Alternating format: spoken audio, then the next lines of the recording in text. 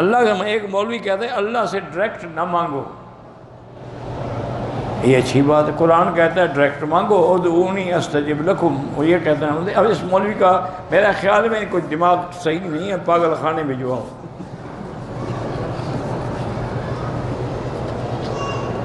کہتے ہیں قرآن بھی ڈائریکٹ نہیں ملا، کیا تمہارے ذریعے سے دیا گیا؟ جبریل ڈائریکٹ لے کے حضور کے پاس آئے ہیں۔ وسیلے سے دعا جو ہے سیدھی اللہ سے مانگے۔ اذا سألک عبادی انی فانی قریب اجیب دعوت الداعی اذا دعان۔ عورت اپنے ہاتھوں اور پاؤں پہ مہندی لگائے تو اس کی نماز ہو جاتی، بالکل ہو جاتی، بلکہ اس کو مہندی لگانی چاہیے۔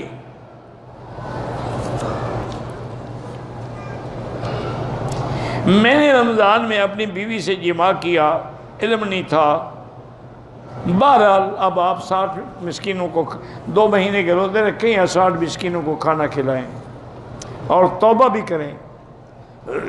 میلاد کی محفل میں جانا جائز نہیں ہے، بدعت ہے۔ اگر